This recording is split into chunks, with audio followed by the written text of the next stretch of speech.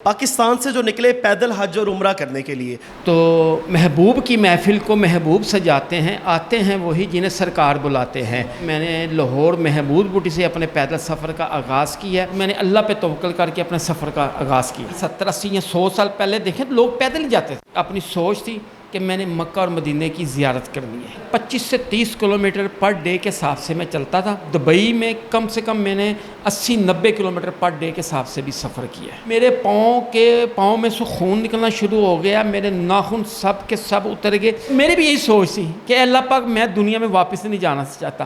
السلام علیکم ناظرین، میں ہوں آپ کا میزبان عمر بلوچ اور آپ دیکھ رہے ہیں اردو وائرل۔ ناظرین، محمد کامران بیگ صاحب ہمارے ساتھ موجود ہیں، جنہوں نے پاکستان سے جو نکلے پیدل حج اور عمرہ کرنے کے لیے، اتنی بڑی سعادت حاصل کرنے کے لیے جذبے کے تحت نبی کی محبت میں نکلے باہر اور پورا سفر 10 مہینے کا سفر پیدل طے کیا۔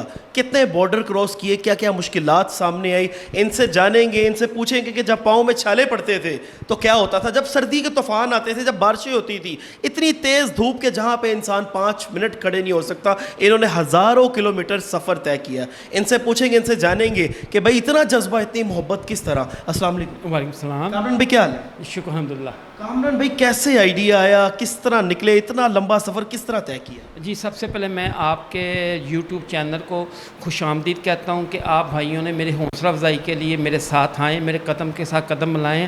تو اس کے بعد جن لوگوں نے میرے ساتھ تعاون کیا، جن لوگوں نے مجھے دعائیں دی ہیں، ان کی دعاؤں سے ماشاءاللہ میں مکہ پاک پہنچا ہوں۔ تو محبوب کی محفل کو محبوب سجاتے ہیں، آتے ہیں وہی جنہیں سرکار بلاتے ہیں۔ جی، میرا نام محمد کامران بیگ ہے۔ میں 19 اگست 2022 کو میں نے لاہور محمود بوٹی سے اپنے پیدل سفر کا آغاز کیا ہے۔ مجھے سب سے پہلے فخر ہے کہ میں ایک مسلمان اور اس کے بعد مجھے فخر ہے کہ میں ایک پاکستانی ہوں۔ جب میں نے اپنے سفر کا آغاز کیا، پیشے کے لحاظ سے میں ایک ڈرائیور ہوں، ایک رینٹے کار پر ڈرائیور ہوں۔ میری 20,000 روپے سیلری۔ اگر میں اپنی سیلری کی طرف دیکھتا نا تو میں ساری زندگی حج عمرہ نہیں کر سکتا تھا۔ تو میں شادی شدہ ہوں، میرے 3 بچے ہیں۔ تو میرے اتنے وسائل نہیں تھے کہ میں جا کے حج یا جدید دور کی سہولتوں کو مد نظر رکھتا حج یا عمرہ ادا کر سکتا۔ تو میں نے پھر اپنے آپ میں طے کیا اور اپنے اللہ پہ توکل کیا، اپنے نبی پاک صلی اللہ علیہ وسلم پہ توکل کیا، اور میں نے پھر اپنا یہ پروگرام بنایا جانے کا۔ تو میرے دوست تھے، میرے عزیز تھے، میرے فیملی ممبر تھے، انہوں نے میری سپورٹ کی۔ میں نے پاسپورٹ بنایا، میں نے پھر اپنا بیگ لیا۔ بیگ میں نے صرف چند کپڑے رکھے ہیں، میری 1 سال کی میڈیسن تھی، اور اس میں ایک پانی کی بوتل، چھتری، ایک کیپ تھی، اور میں نے اللہ پہ توکل کر کے اپنے سفر کا آغاز کیا۔ اتنی محدود چیزوں کے ساتھ آپ نے سفر کا آغاز کیا، اور جب پھر آپ سفر پہ نکلے تو پھر کیا کیا مشکلات آپ نے دیکھی؟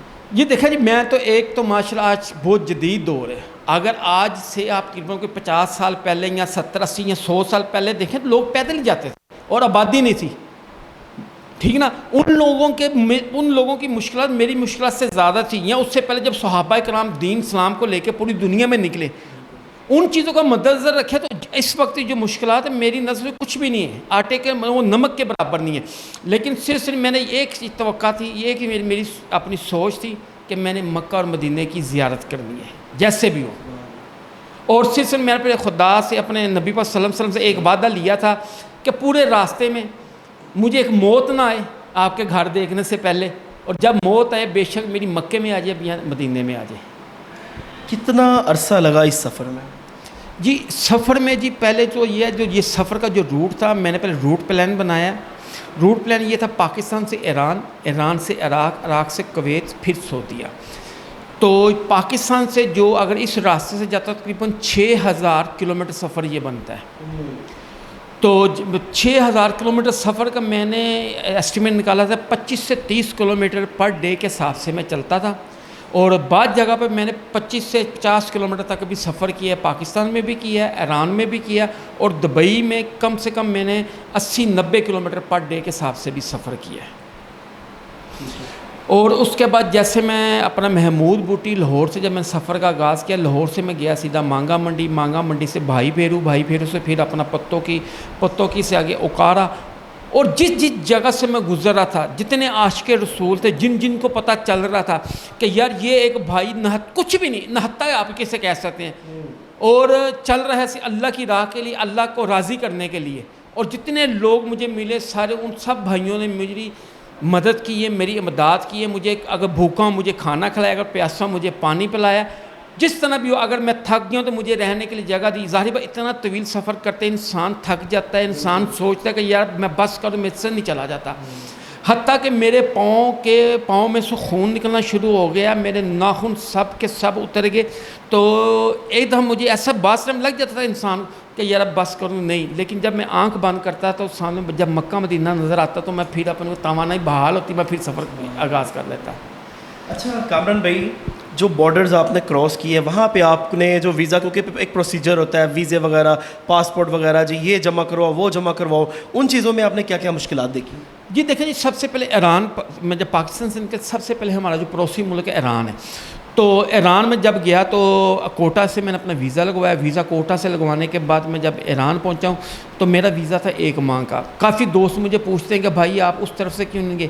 میں بھائیوں کو یہ بتانا چاہتا ہوں کہ 1 مہینے میں 2000 یا 2200 کلومیٹر سفر ناممکن ہے. کیوں جب میں پنجاب میں تھا تو پنجاب میں گرمی بہت زیادہ پڑ رہی تھی. گرمی میں جب میں چلتا تھا تو میرے پسینے نکل آتے تھے. حتیٰ کہ یہاں تک کہ اگر میں نے کوئی چیز سوچی نا تو میں صدقے جاؤں اپنے اللہ پاک کے تو وہ میرے سامنے ملی. اگر مجھے ٹھنڈا پانی پینا تھا تو ابھی میں نے ارادہ کیا تو وہ میرے سامنے آ گیا. اگر میں نے کہا یار آج میں نے لیمو سوڈا یا کچھ اور چیز پینی ہے ٹھنڈی توانائی کے لیے تو وہ اللہ پاک نے غیب کے خزانے سے میری ساری مدد کی ہے. ایران میں جب میں گیا ہوں تو ایران میں مجھے مشکلات کوئی نہیں، لیکن کچھ ایسی جگہ پہ مشکلات آئی ہیں کہ وہاں پہ سیکورٹی رسک بہت زیادہ تھا. لیکن میرے پاس پاسپورٹ تھا، کچھ پاکستانی ڈاکومنٹس تھے جن کی وجہ سے انہوں نے میرے ساتھ تعاون کیا. سب چیزیں آپ کے لیے آسان ہوتی گئیں. جب آپ فائنلی جو ہے وہ مکہ مکرمہ میں پہنچے کیا فیلنگس تھی؟ فیلنگ کیا ہوتی ہے میں کہ جب کوئی بھی مسلمان چاہے بائی ایئر جا رہے ہیں جس ملک سے کنٹری سے مرضی ہے تو جب اس کی پہلی نظر اللہ کے گھر پہ پڑتی ہے نا تو یہی سوچتا ہے کہ اللہ پاک مجھے ادھر موت آ جائے، میں یہ نہ ہو کہ میں یہاں سے پھر دوبارہ دنیا میں جاؤں گا تو دنیا کے رنگ میں رل جاؤں گا. تو میری بھی یہی سوچ تھی کہ اللہ پاک میں دنیا میں واپس نہیں جانا چاہتا. جب میں نے تو یہی میں سوچ تھی کہ اللہ پاک میری یہاں سے جان نکال دیں تاکہ میں دنیا میں جا کے میں پھر ویسے بھٹک نہ جاؤں جیسے لوگ کرتے. اور جب نبی پاک صلی اللہ علیہ وسلم کے در پہ پہنچے تو پہلی بات ان سے کیا کہی؟ جی سب سے پہلی بات تو میں نے نبی صلی اللہ علیہ وسلم کا شکریہ ادا کیا. وہی بات آئی، آتے ہیں وہی جنہیں سرکار بلاتے. میں ان کا مہمان تھا، میں کسی عام بندے کا مہمان نہیں تھا. کیوں اگر آپ کسی کے گھر میں جاتے ہیں تو آپ کی کہ جی آپ اپنے کسی فیملی ممبر کے گھر جاتے ہیں، وہ آپ ان کے مہمان ہیں، وہ آپ کے لیے اچھی اچھی ڈشیں بناتی ہیں، آپ کے تیاری کرتے ہیں جی یہ ہمارا کزن ہے، دوست ہے، جو بھی ہے یہ مہمان. تو جب ایک انسان مہمان ہی نبی پاک صلی اللہ علیہ وسلم کا ہے، ان کے در کا ہے، تو میں پھر ان سے کیوں محبت نہ ہو. تو جب میں گیا تو میں بس سرکار سے ایک ہی دل میں بات کی ہے کہ یہ غلام ہے اور اس کو اپنی بارگاہ میں قبول فرمائیں اور اس غلام کو غلام ہی رہنے دے. اور دعا مانگی کہ سب سے پہلے کہ ہمارے ملک پاکستان کے لیے مکہ میں بھی اور ادھر بھی کہ مسلمان ہمارے ملک میں کوئی بھی مشکلات کوئی بھی پریشانی آئی ہے اللہ پاک غیب کے خزانے سے مدد کرتی ہے. اور اس کے بعد میں نے دعائیں کی ہیں اپنے سیکورٹی فورسز کے لیے جو میرے ساتھ چلی ہیں. پاکستان میں لاہور میں پنجاب پولیس چلی ہے، بلوچستان میں بلوچستان پولیس چلی ہے، بلوچستان لیویز کے جوان ہیں، بلوچستان FC کے، پھر بلوچستان آرمی کے جوان، یہ اور اس طرح پھر دبئی میں، ایران میں اور سعودیہ میں اس طرح ہر طرح سیکورٹی مجھے ملتی رہی. ان سب کے لیے میں نے دعائیں خیر کی ہے. اللہ پاک ان سب مشکلات سے آسان. اچھا کامران بھائی، لاسٹ میں آپ سے ایک پیغام چاہوں گا، وہ یہ کہ پاکستان میں بہت سے ایسے لوگ ہیں جن کے دل تڑپتے ہیں کہ ہم عمرے پہ جائیں لیکن ان کے پاس وسائل نہیں ہوتے. ایسا کیا ہو کہ ان کی اپروچ میں عمرہ آئے اور وہ اپنی آنکھیں ٹھنڈی کریں، جا کے عمرہ ادا کریں، جا کے حضور پاک صلی اللہ علیہ وسلم کی بارگاہ میں حاضری لگوائیں؟ جی دیکھیں وہی بات، آتے ہیں وہ جنہیں سرکار بلاتے ہیں. میں نے ایسے لوگ مجھے راستے میں ملے جن کا گھر بھی اپنا ذاتی نہیں، وہ کرائے پہ لیتے ہیں اور انہوں نے مکہ بھی دیکھا اور مدینہ بھی دیکھا ہے. اور ایسے میں نے لوگ دیکھیں جو عرب پتی ہیں، دنیا کے پورے ملک گھومے، اللہ کا گھر نہ مکہ دیکھا نہ مدینہ دیکھا. اور ان لوگوں نے بھی مجھے یہی کہا کہ بھائی ہمارے لیے دعا کرے. اور میں آپ کے ایک اور میرے پاس بڑا اچھا واقعہ، ایک دن میں رات کو سفر کر رہا تھا تو تقریباً رات کے 10 سے 12 بجے 11-12 بجے کا ٹائم تھا بلوچستان میں. تو دور دور تک آبادی مجھے کوئی نظر نہیں آ رہی تھی. کیوں میں تو پیدل چل رہا ہوں تو مجھے نہیں پتا کہ آبادی کتنی دور ہے، کتنی اندھیرا تھا. تو اتنی دیر میں دیکھا کہ پیچھے سے نا کچھ گاڑیاں آ رہی ہیں، تو گاڑیاں مجھ سے تقریباً کوئی 150-200 میٹر پیچھے رک گئی ہیں۔ جب وہ گاڑیاں رکی ہیں تو کچھ لوگ مسلح باہر نکلے ہیں، تو اتنے میں ان کا ایک جو اپنا سردار تھا یا کوئی بھی تھا وہ آگے آیا اور اس نے مجھ سے آ کے پوچھا کہ بھائی آپ اس وقت آدھی رات کو ادھر سے کدھر جا رہے ہو، کیا مسئلہ، کیا بات ہے؟ جب میں نے اس کو بولا کہ جی میں لاہور پنجاب سے پیدل حج کے لیے جا رہا ہوں، تو اس نے فوراً اپنے جو پیچھے گارڈ تھے ان کو بولا کہ اسلحہ نیچے رکھو، یہ ایک سچا عاشق رسول ہے۔ اسی ٹائم بھاگتا آیا اور اس نے مجھے اپنے سینے سے لگا لیا۔ اس وقت مجھے ایک دفعہ مجھے یہ محسوس ہوا کہ جیسے کہ میری یہ زندگی کا آخری دن ہے، کیوں دیکھیں آپ اکیلے سفر کر رہے ہیں تو آپ کو نظر کچھ بھی نظر نہیں آ رہا۔ جیسے وہ رکے نا تو میں نے درود پاک، تیسرا کلمہ، اللہ کا ورد کرنا شروع کر دیا۔ تو اتنا ہوا کہ وہ جو بھی لوگ تھے ان کے دل میں اتنے موم ہو گئے کہ انہوں نے مجھے سینے سے لگایا۔ سینے سے لگانے کے بعد 1 کلومیٹر یا 2 کلومیٹر پیچھے لے کے ساتھ پیدل گاڑی انہوں نے اپنے ادھر پارکنگ کی ہیں، تو مجھے ساتھ ایک جگہ پہ لے گئے، وہاں پہ انہوں نے مجھے بٹھا کے مجھے کھانا شانا کھلایا اور بڑا میرا احترام کیا۔ راستے اتنے آسان ہوتے کہ ماشاءاللہ زبردست۔ اچھا کامران بھائی، پاکستانی عوام کے لیے آپ کا کیا پیغام ہے؟ دیکھیں جی، پاکستانی مسلمانوں اور پوری دنیا کے مسلمانوں کے لیے ایک پیغام، دیکھیں جی ہم سب مسلمانوں کو کامیابی پوری کی پوری دین میں ہے، اور دین کی پوری کامیابی کس میں؟ نماز میں۔ اور میں پوری دنیا پہ اپنے جتنے مسلمان بھائی ان کو پیغام دینا چاہتا ہوں، یہ نماز اپنے گھر میں بھی قائم کریں، اپنے بچوں میں بھی قائم کریں، تاکہ یہ وہ چیزیں جو ہمارے نبی پاک صلی اللہ علیہ وسلم اینڈ تک، آخری زندگی اپنے آخری لمحہ تک لوگوں کو یہی فرماتے رہے، اے میرے مومن بندوں، اے میرے مومن دوستوں، جو بھی ہے کہ نماز کو مت چھوڑنا، چاہے بیمار ہو چاہے جو بھی، ہم سب مسلمانوں کی کامیابی صرف نماز میں، دین اسلام میں اور نماز میں۔